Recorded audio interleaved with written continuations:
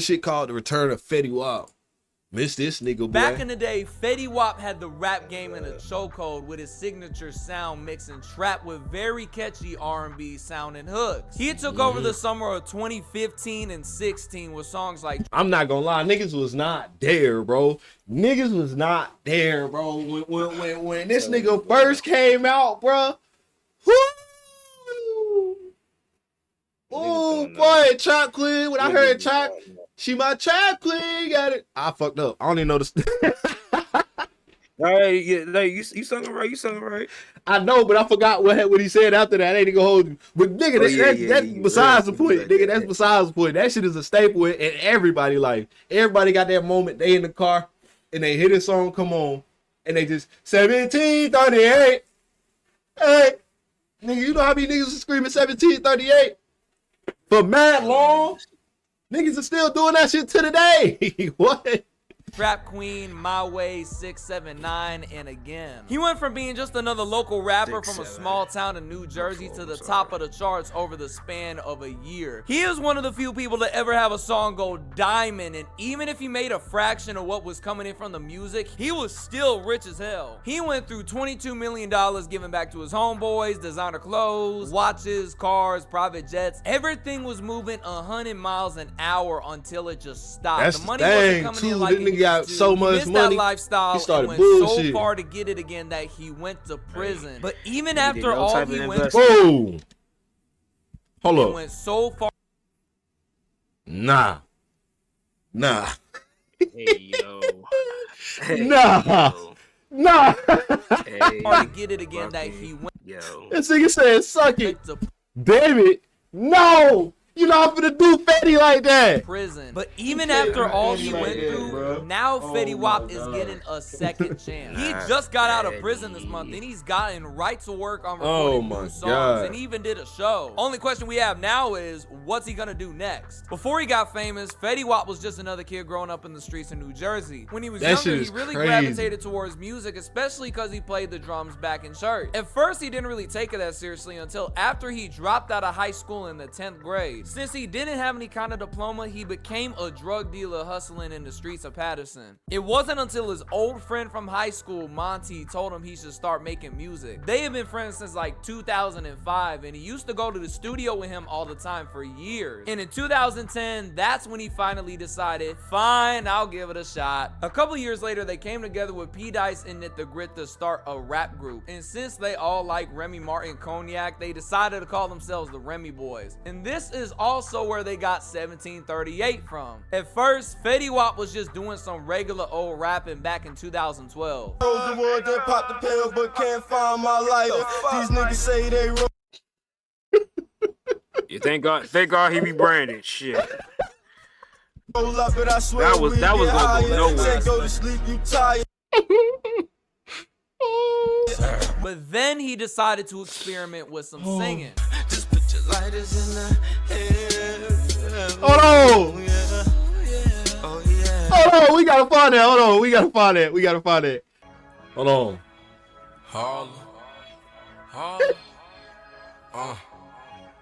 Oh my God. Put your lighters in the air. You know what this shit sound like? This shit sound like he recording off like Apple headphones. Like how every rapper start off, that's what this shit sound like. This is no auto-tune. Tough in 20 seconds, you know Harlem's over here, yeah. Just put your lighters in the air. I ain't even gonna lie. Bitch gonna let me hold. Yeah, alright, never mind. I tried to give it a chance. I ain't gonna lie.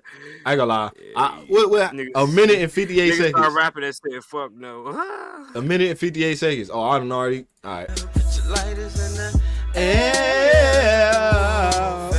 Fetty really liked how that sounded, and he decided that's what his music's gonna sound like. Now, you're not gonna believe this, but Trap Queen was the third song he ever made. After he showed it to Knit the Grit, he liked it so much, he decided to quit his own rap career to start focusing on helping Fetty. He started up his own record label called RGF Productions and signed him and the rest of the Remy Boys. Well, now, there's only one Kanye? problem. Knit the Grit was new to the music business, and he didn't really know what the fuck he was supposed to do. So he decided decided to ask someone who did. He joined with a local CEO, Muscle Team Fuzz, to help him get the Remy Boys out there. They started out selling CDs outside on the street. Now keep in mind, this was like 2013. SoundCloud was a thing, but this was before that site got popular, and uploading to your music wasn't as normal as it is now. But in 2014, the Remy Boys started using the internet and doing everything they can to get themselves out there. Fetty Wap was dropping songs on SoundCloud, including some of his biggest hits, but they didn't immediately blow up yet. He was promoting Trap Queen on Instagram every day for 6 months straight. He kept doing it so much, some people even got annoyed and unfollowed him. Knit the Grit and Muscle Team Fuzz was trying to get their music played in the clubs. Fetty Wap was finally starting to get a buzz in his hometown, but one video was about to change his whole life. Bobby Shmurda posted a video on Instagram of himself playing Trap Queen in the background. This was in 2014 at the peak of his career, right before he got arrested. So you can thank Fetty Wap's success to Bobby fucking Shmurda. At the same time.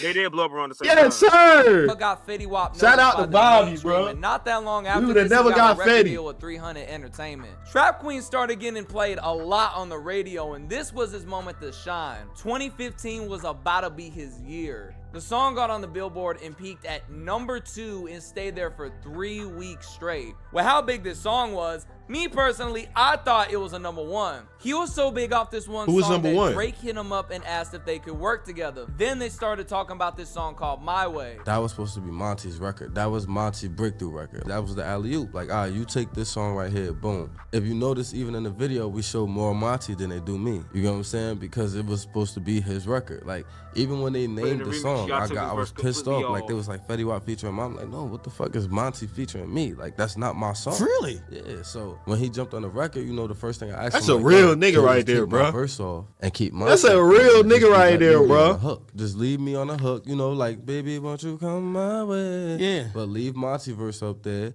You do your verse. We work it like that. You know what I'm saying? So that way my mans could be, you know, he on now. Like, once you get a record like that, you good. Like, you know what I'm saying? You don't got to worry about shit else no more. You feel me? And when it came out, bro, that shit just came out on SoundCloud. And then when Monty verse came out, I remember that shit. Like, Monty would come on like, huh? Then like, doom, doom. And then it just fades out. He's pretty much on the record. And then I was just like,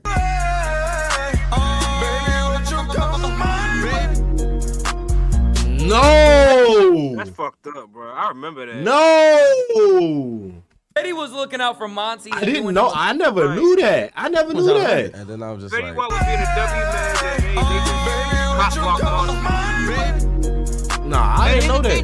Fetty was looking out for Monty and doing him a good favor, but Drake wasn't trying to deal with all that. He really had the audacity to kick his ass off the song and then drop it on SoundCloud, only leaving him and Fetty. He didn't even send the song back to him, so Fetty found out.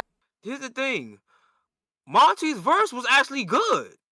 His verse, I liked his verse. What was so Monty's for them to remove it is crazy. Let me see. Baby girl, you can spend it what I want, or this ice on my arm. Man, that shit was he was flowing. I want to hear Monty verse.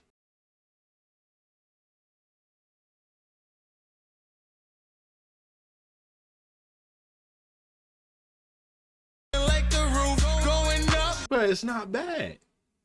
Exactly. It's not bad. So who the fuck decided that? You know what? I'ma make this Fetty Wap song. It was Monty's song. That's fucked. It's not bad at all. I'm gonna get a copyright strike. That what happened when it was already out. Yeah. After this, he didn't speak to Drake again. He was like, "Oh, that's how we're gonna do this." So Drake seen the bullshit before. I mean, Fetty Wap seen Drake BS before everybody else. Boy. He dropped 679 with Monty and the other Remy Boys, and that song shot up to #4 on the Billboard. Then he was able to make things right again by dropping the original version of My Way with just him and Monty, so he could actually get his moment to shine too, and that song peaked at #7. This whole situation is why that Drake remix never dropped on Spotify. Now it's one of those unreleased songs that's really popular, even though you can't hear it anywhere else other than YouTube and SoundCloud. Fetty dropped again, and that song went crazy as well. Straight out the gate, this man had 4 hit songs high up on the Billboard at the same damn time. With this kind of fame comes a lot of money. And to a guy who was just broke in the hood a year ago, it's really hard not to go crazy when you get it. He gave his first $1 million to Knit the Grit because he was the reason he got so big in the first place. He spent $8 million on a single trip one time. He was spending over $150,000 a month on. Okay, I ain't gonna lie, $8 million on a trip is crazy. Bills. He gave all his friends apartments and paid the rent each month. Bought them clothes, cars, jewelry, chains. He was bringing 14, 15 people everywhere he went. I'm not gonna lie. See, this is why you gotta set boundaries when you get that paper. You feel me? You can't just be doing that, bro. You gotta break it down. That's why Chief Keef moved out of Chicago. Bro, like you gotta really break that down. Like, okay, boom. If I had what they say, 8 mil. If I had 8 mil, right, and I gotta break it between me, my homies, and my peoples. I ain't even gonna lie. Ain't nobody getting over 100K. I'm gonna keep it. I'm keeping it real. Ain't nobody getting over 100K because that's crazy. That's a crazy come up. You feel me? Like, I say the only person that's getting the most probably be like my mama or something. She'd probably get like 200K, maybe 300K. Fuck it, I might just drop $1 million on her. It's my mother, obviously. But as far as the homeboys, 50K, 50K, 50K, 50K. If I got 800 mil, 50K not bad. Y'all take this money, y'all do what y'all supposed to, make that shit grow. You feel me? I got y'all if anything, if shit go bad, I got y'all. Don't worry about none of that other shit. But 50K, you get you a crib, you get you a car, and you build it up like that. Start your business however you want to do it. You want to get into music shit? Come on. However you want to do it. But that's me personally. I break it down like that. I ain't even gonna lie. And that included private jets and even I feel like concerts. that way he was blowing through the money. I feel like that way we wouldn't even spend that much. You know what I'm saying? And when it come to like trips and shit, nigga, y'all better pay for your own shit. Unless I'm paying for the B&B for all of us, I pay for the B&B for everybody to get in, right? All the homies to be in. So I pay for the B&B. That's cool. But after that, nigga, you got your own food. Unless I'm feeling generous.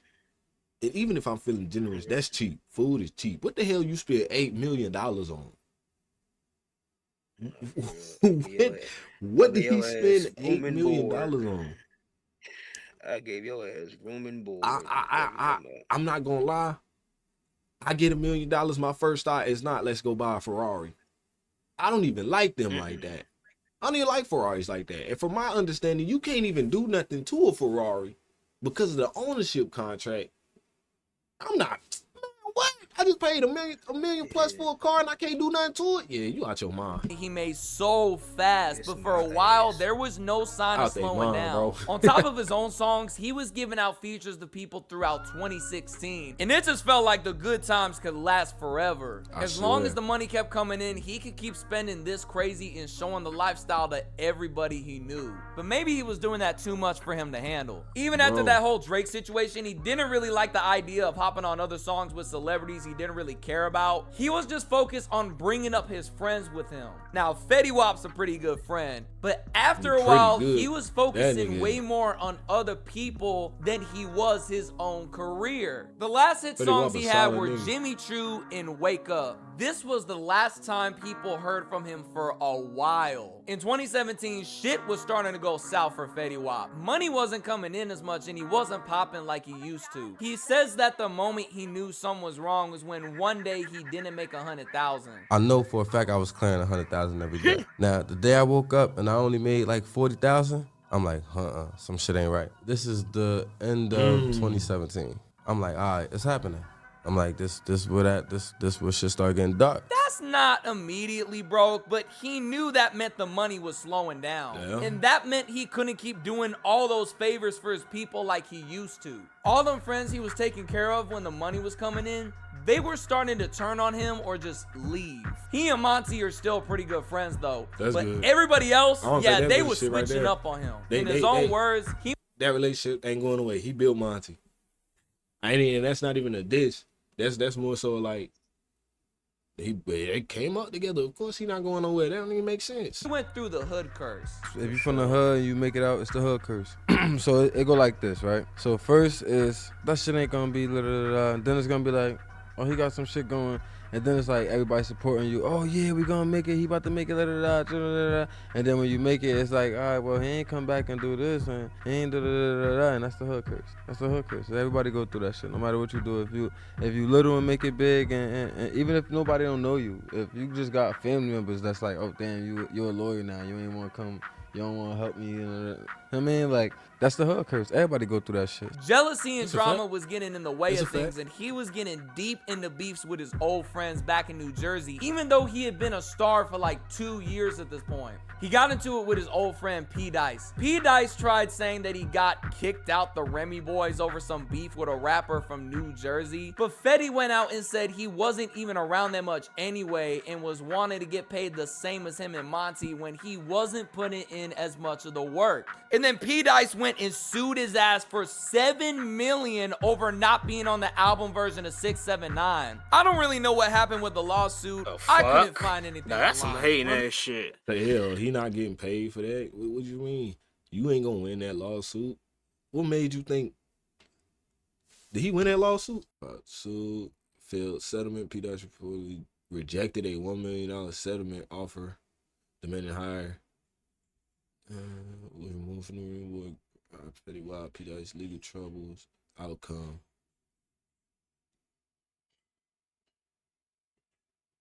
Also, so like I said, he didn't get no money. He didn't get no money.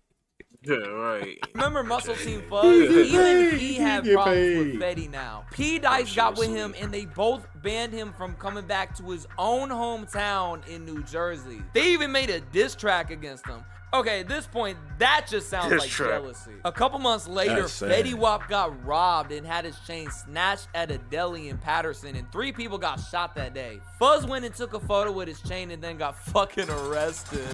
Fucking idiot. Oh my God. I hate this. Listen, I love my people, but I also hate these dumb black motherfuckers, bro. I ain't even gonna lie. I'm not gonna lie. Let me guess. You rob a nigga for a 1738 chain, and then you post the chain, and because you decide to hide your face, you think they're not gonna find you. When it's on your page, let's be honest, it's on your page. There's other pictures of you on that page with your face all in it. What made things even worse was how Nit the Grit, the same man that helped him get popular, could have been sabotaging him this whole time. The money Fetty Wap made off his songs went to his manager before he even made a dime, and Nit the Grit was making all the decisions for him. Only problem is, he was just some guy Fetty knew back in New Jersey, and he never really had no experience like that as a label boss before. Instead of getting Fetty Wap as famous as possible, he was trying to look out for the rest of the Remy Boys, but in the process, this led to Fetty missing out on world tours with I would have known that something wasn't right with Cuz based off the pants. boss before. Instead of getting Fetty Wap as Look at this nigga pants. Look at all that. Look at all that money in his pocket, in his hand right now, and look at this nigga pants. Let me move my camera so y'all can see this shit. Look at this shit. Don't piss me off, dog. As famous as possible, he was trying to look out for the rest of the Remy Boys, but in the process, this led to Fetty missing out on world tours with Let me put my camera at the bottom. I don't think it'll cover Future, anything Justin important. Bieber, and Beyonce. So it might not have just been Fetty being uncomfortable with working with other people. His boss was fucking things up too. Okay. This really put a strain on their relationship, and Fetty was beefing with the guy who had control over his career and money. After 2016, most people don't really remember what happened to him. These beefs weren't really getting that much coverage in the news. Fetty's situation is a unique case. He didn't go out sad. He didn't. I'm not gonna lie, I feel like if academics would have did his job and spoke more on this situation, Fetty would have been a totally different person. I feel like maybe we could have stopped the BS before it happened. Embarrassed himself. He didn't have a bad album or anything. Speaking how of, people whenever got people too look sensitive about back and everything reminisce now? about Fetty Wap's golden days, they always act like he stopped making music. Nah, y'all just stopped hearing about him. He did go like 3 years without dropping a new album, but then after that, he hopped on a song with 6ix9ine in 2018. And it went crazy. And he was kind of back for a moment.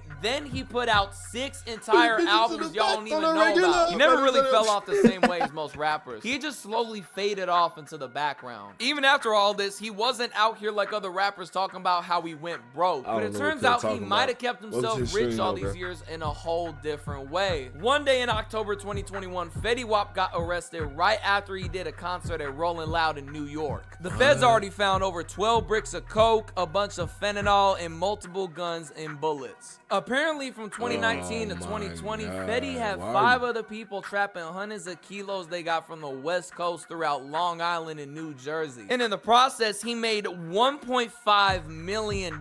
He got bonded out a couple weeks later on $500,000 just to go back to jail months later after he aimed a gun and What's up with that hoodie?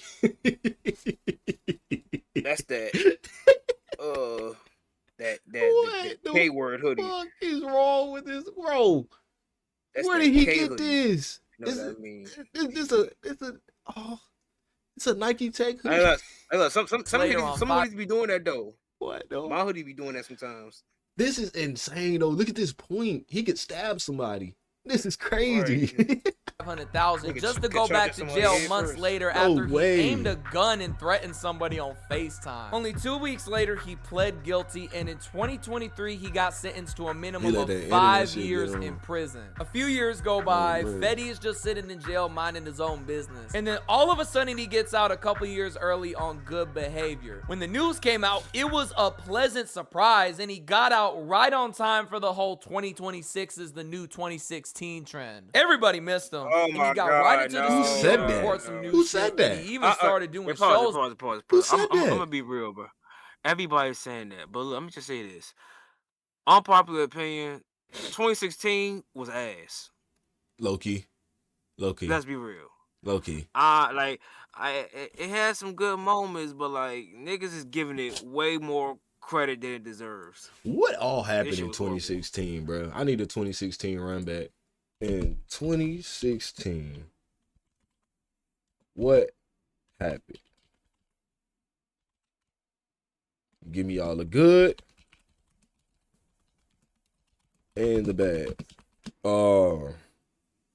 Ranging from movies to music to gaming to sports. Just be like just pop culture in general.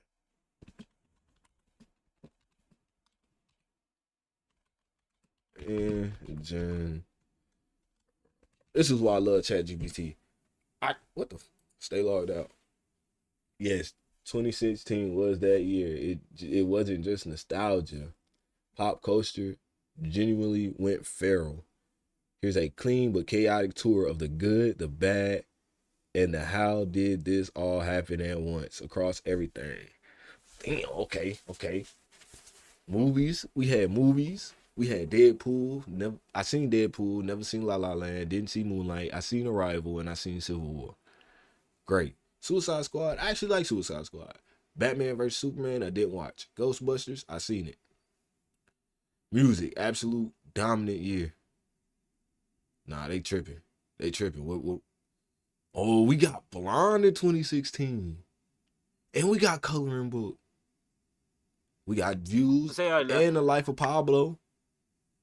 Yeah, I would say the best thing was like the music. The bad, overplayed hits, burnt out fast, Fetty Wap. Peak Sad Boy and Mumble Rap Backlash era. So this is right after X and them and Lil Pump and them. Gaming, legendary year, no exaggeration. Overwatch, I fucking love that trash ass game. Pokemon Go, I remember playing this shit like it was nothing, cuz. I remember playing this shit like it was nothing. Bro, Doom, we had Doom. Then we got Uncharted 4, okay. We got Dark Souls 3, I didn't even play that, but okay. Inside, I remember that game. That was that the Little Nightmares joint, No Man's Skies. Oh my God. And this is when we started getting loot boxes. Oh no. Everybody got way more toxic. Oh my. Damn. The TV. Let's see what we had. Oh, okay. Atlanta started. The Night of Black Mirror, Mr. Robot. I seen Black Mirror, but I don't know about none of that other stuff. Stranger Things, never watched that. Game of Thrones, never watched that. Westworld, never watched that. Only watched. Okay. Sports. Lancaster City winning the Premier League. Oh, 2016 was the Cavs 3-1 comeback. Kobe 60-point game farewell. Internet. All right, I think that's it. Oh, this is the year Vaughn shut down. Oh, yeah, that was fucked Oh yeah, up. this was a terrible year. And I farted, nigga. I heard that shit. God damn. For the first time in years, he's got everybody's attention now. Only thing to do now is just get back in the spotlight. It would be really crazy to see a new Fetty Wap song come out and blow up like it's 2015 again. We just gotta wait and see. Hey, Squeeze the Kid, that was a dope video. I ain't even gonna lie. Dope video. I miss that nigga Fetty Wap, bro.